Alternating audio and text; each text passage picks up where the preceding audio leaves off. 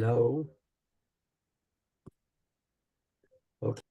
Okay, so we are starting on Masechet Beitzot of Chaf Aleph Amud Bet. Let's go from the two dots near the top of the page, about 6, 7 lines down. Okay, we saw yesterday. We saw this machloket between Rabbi Akiva and Rabbi Yossi Aglili, how we darshan out the pasuk of lachem, right? Or raising two ochanefesh should have lachem. What does lachem come to exclude? Lachem means you can do ochanefesh for you, but not for others. Who are the others? So one opinion was the others would be non-Jews. Right? In other words, that you are allowed to cook for Jews, but you're not allowed to cook for non-Jews on Yom Tov. The other opinion was that you aren't allowed to cook for animals. Right now, the nafkamina between the two opinions would be, according to the first opinion, you would be allowed to cook for animals on Yom Tov. That would be allowed by the Torah. So we saw the two dots. The Gemara said like this: "Said Amar le'Abai Rav Yosef, Rabbi Yossi Aglili Amar lachem v'lo leklavim." According to this is the opinion of Rabbi Yossi Aglili as opposed to Rabbi Akiva. Rabbi Yossi Aglili learns that it says lachem means lachem lo leklavim. You can cook for you, but you cannot cook for animals on Yom Tov. So hanei sufle lechayuta hechi shadinanu b'Yom Tov. Right? These sufle, these garinate marin, these seeds of dates, which I guess are an animal food. They're not fit for human consumption. How can you throw them to the animals on Yom Tov? They're muktzah. So Male Oel v'chazul asaka says no. Since you could use them as firewood, therefore they're not muktzah for you. Therefore you can give them to the animals as well. So Teinach bi'abishta berativta ma'ikala meima. That makes sense if they're the ones that are dry, but if they're wet, you can't use them for fire. So he says Male chazul esekadol. You can't start a fire by them by themselves, but you have a big fire going already. You can add them in if they're overwhelmed, and that would be fine. So it says Tainach b'Yom Tov v'Shabbat ma'ikala meima. That's regarding Yom Tov. What about on Shabbat? So it says metaltelinan lehu agav lifta. You can do tiltum and atzar over here. You can carry them via on a piece of bread. Kedeshmuel damar Shmuel said them kotzoko b'bat. Right, Shmuel says you can use the bread for whatever you need to. This is not considered that you're making the food disgusting or anything like that. Now, okay, so this is, I think, what we got up to yesterday. We say, Upliga to Rabbi Yoshua ben Levi. I remember that which Rav Hona said, that you can cook, even though with this case where the soldiers are coming through the town, and what are you going to do? It says you can bake the bread for them, so long as if each piece, you can ask them if they would be makbid if you were to give it to your child. And since each piece is ra'ui for a Jew to eat, then you're allowed to cook for them. But we have a more stringent opinion, and this is the opinion of Rabbi Yoshua ben Levi. Pligad Rabbi Yoshua ben Levi, Tamar Rabbi Yoshua ben Levi, mezamnim tanochel b'Shabbat, ve'en mezamnim tayochel b'Yom Tov. Gzela shema yabe b'shvilo.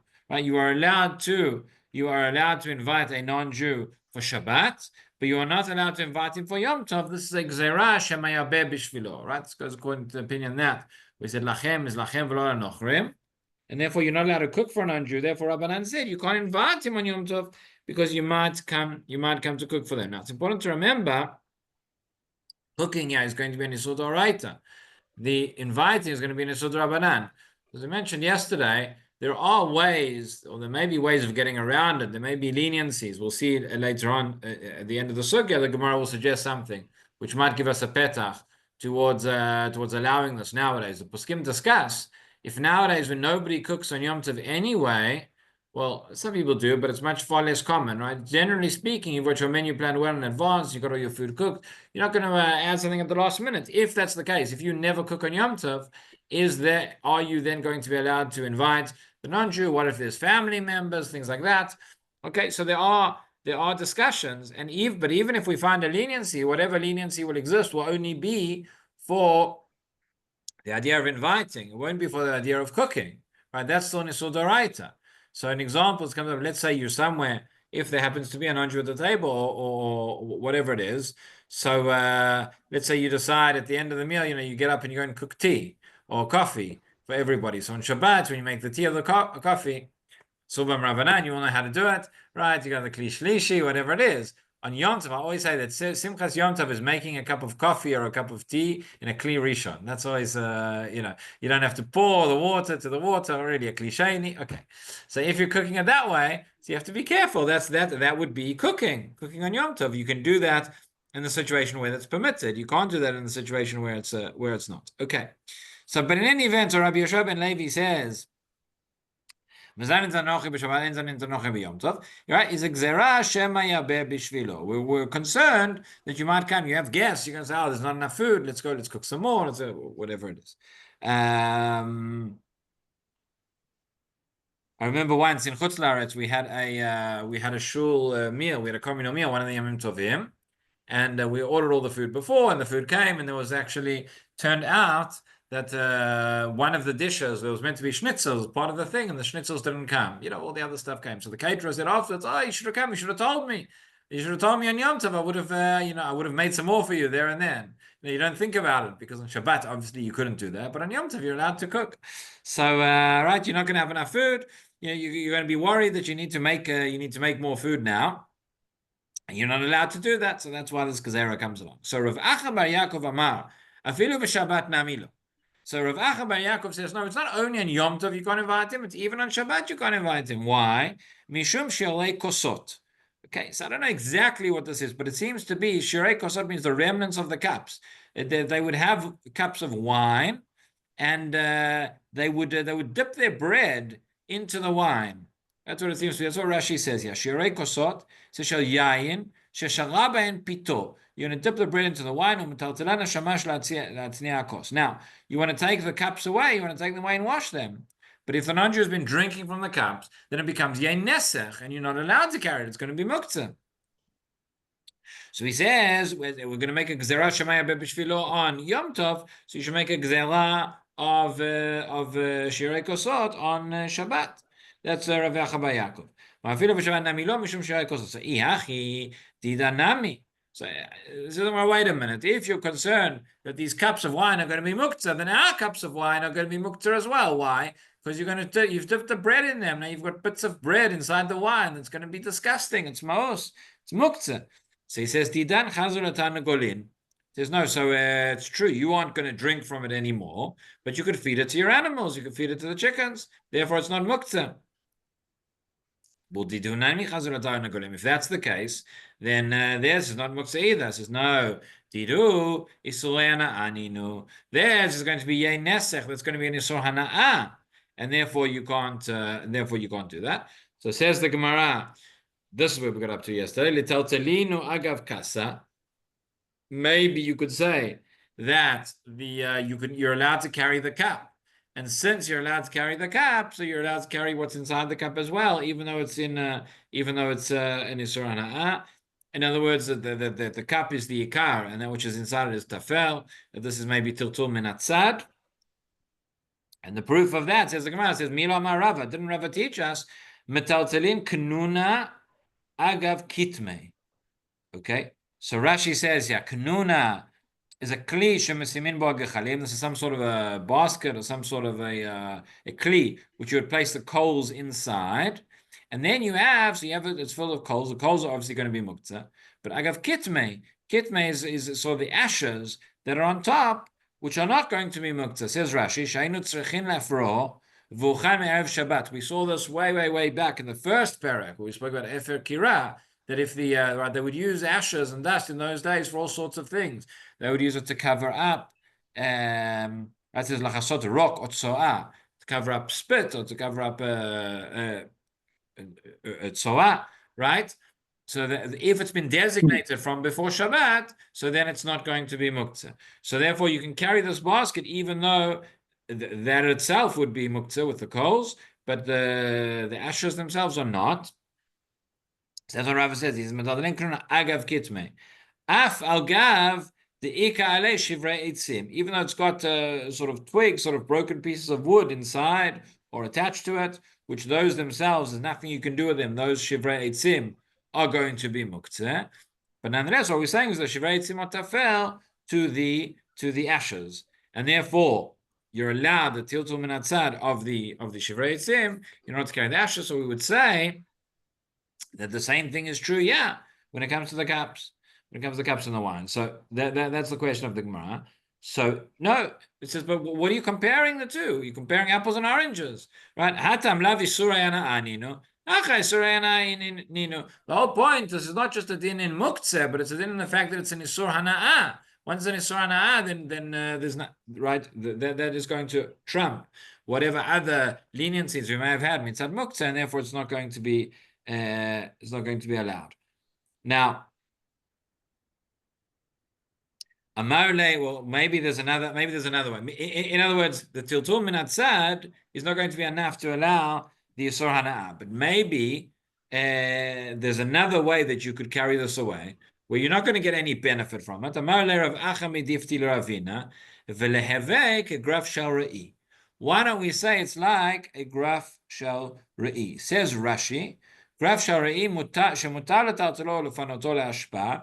Right, it used to be in the olden days, so this is something where they have their excrement and whatever. You're allowed to, even though that in itself, there's no use for it, but you're allowed to, there's no muktzah on that, you're allowed to carry it out because it's disgusting and you want to keep the place clean. This is the heter that we rely on in terms of taking out the garbage on Shabbos and all other things like that. Things which are disgusting and smelly and whatever it is, you don't want it in your house, you're allowed to move it. So that's a graf shara'i. So he says, why don't we say that these cups are similar to a graf shara'i? Right? Amarle Rav Acha midifti l'Ravina levek a graf shara'i. So Amarle v'chiyosim graf shara'i lakatchila. The halacha is, if you happen to come across the graf shara'i, so then you can get rid of it. But you don't create a situation like that on purpose. So you're going to invite, again, for us, for the Jews that are having, it's not going to be a graf shara'i because you could still use the shirei kosot for your feed it to the birds.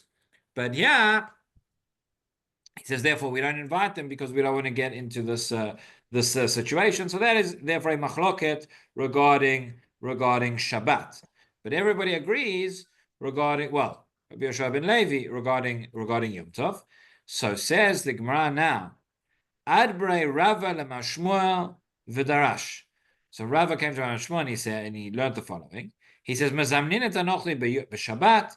Ve'en mezamnin et anochi b'Yom Tov gzera shema yabeh b'shvilo. Right? That's like the opinion of Rabbi Yoshua ben Levi. That's the conclusion of the Gemara at this point. Meaning that there is a gzera on Yom Tov, but there is no gzera on Shabbat. Okay. Now the Gemara brings us a story, which again may be an opening to actually allowing this invitation to take place, and it goes as follows: Marei maru mar zutra ki hava mikla lehu nochri b'Yom Tov. Okay, so what would happen with Marei Mamar Zutra if a non-Jew happened to come to them on Yom Tov? He wanted to come and eat. Right? They're not going to invite him. We've just learned you're not allowed to invite him because it's a gzera shema yabeh b'shvilo. But if they came across somebody, they would say like this. They would say, Amru lei, I nichalach b'may detrichalan mutav. V'ilo tircha yetera adata didach lo tarchina. Okay, so they would say to him as follows. If it's noach for you, if it is comfortable, acceptable for you, but and that which we've already gone to the effort, that which we've already cooked, okay, mutav, that's good. V'ilo, and if not, but if not, you should know that we're not prepared to make any more for you, right? So somebody comes along and says, can I come to you for a Shabbos meal? Right? Somebody calls you up on Friday afternoon. You say, look, we're having a very simple Shabbos. We've got the roast chicken and potatoes in the oven. That's all. We're not making any more. If that's okay for you, then you can come. And if not, well, too bad. We're not making any more. So that's what they would say. They would say that this is a situation whereby a non-Jew came to them. So they said, you're not allowed to, right? You're not allowed to invite them in the first place. You're not allowed to make more food for them. But they would say, they would make it clear to the person that they're not going to cook any more for them. And therefore they're allowed to come. Now the question is, the machloket rishonim, what the rishonim discuss over here is how far does this leniency go? Meaning, once we've learned this, can we now say, okay, we can go and we can invite them along, so long as with the invitation we say we're not going to cook any food for you, or do we say no, this is only if b'di'evet shatatchak, this is what came along, and this is what you can say because you've got no way of getting out of it. Okay, but that is a potential leniency in terms of that sugya, that's inviting non-Jews for Yom Tov. And that brings us to the next Mishnah. Okay, we're going back to the machlokot between Beit Shammai and Beit Hillel relating to Yom Tov. This Mishnah is a very, very fundamental discussion when it comes to Ochel Nefesh, comes to Javelikol Nefesh, going to have a lot of practical and relevant nafkaminot as well. So let's see. The Mishnah now says as follows.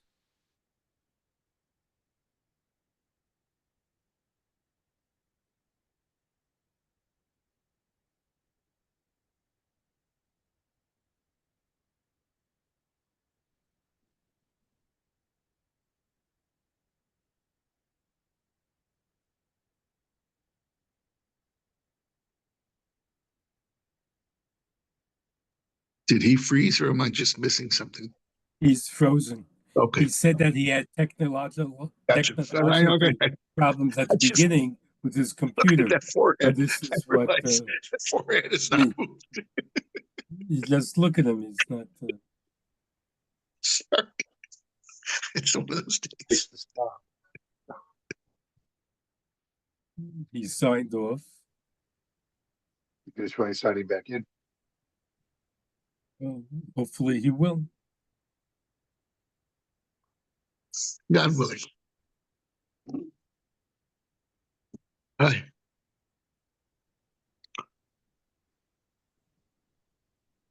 How's the weather in Jerusalem this morning?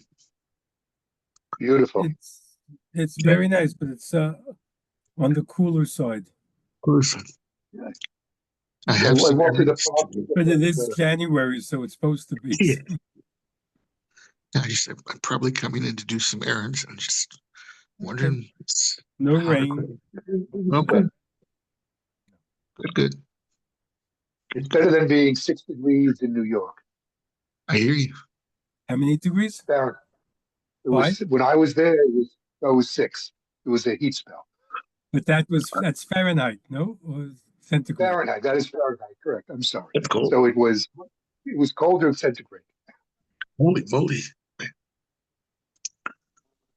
Yeah, that's cold. Hard to fathom. But 3 days later, it was 60 degrees. It was very strange. Yeah. It's warm compared to 5. You must be a mathematician. Look, when the temperature went down to 70 degrees or high 60s Fahrenheit, the Yerushalmim were wearing coats and scarves and hats because they were cold. Yeah, the blood thins out.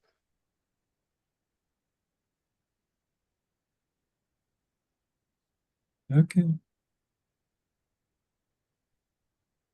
I think he's out of commission for today.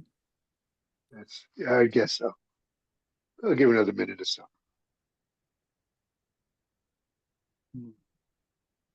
I'll see if he sent a note.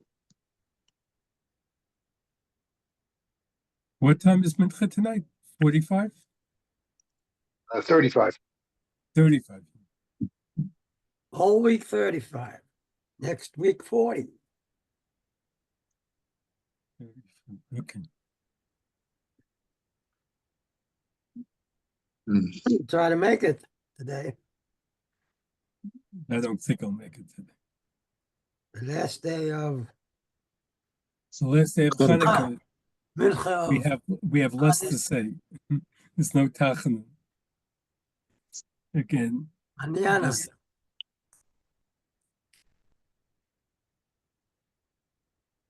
Well, This will be one of the few years we'll have 2 Hanukkahs in the same year. In the same secular year, yeah. wow. Cool. Must be a similar something. Yeah. So many special things. Nadonach and Hanukkah starting together. Wow. We are lucky. Hey. I look on the internet on Facebook and I see so many people who I've guided over the years with a Hanukkah and a Christmas tree in their pictures. And, I just, Blows my mind. You know, it's becoming almost mainstream among secular, obviously.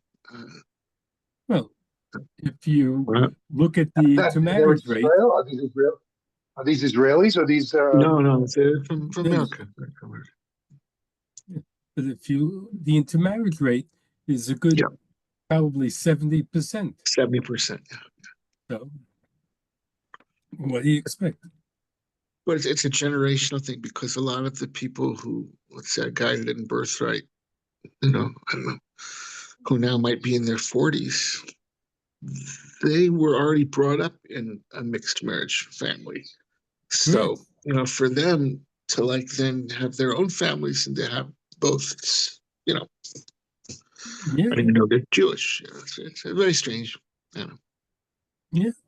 Not a comforting thought, but more so, Well, just the idea that it's so acceptable. Like, look, yeah, of course. Yeah. But Well, look, I'm sure the Greeks viewed it that way as well. Word, yeah. but a lot of them are halachically Jewish. When the mother's Yeah. Jewish, Yeah. Somewhere. Yeah, those are gone. Yeah. okay. So One every thing. day, every day. I'm gonna sign off. Oh, he just apologies for the abrupt end. Let's see. What else he wrote? He wrote, apologies, we had a power cut which caused the internet to drop. That's from the rabbi. So, Shabbat Shalom and Shabbat Chanukah Shalom. Sameach. Enjoy Hanukkah Zoe's Sameach. Hanukkah and take care. Bye-bye.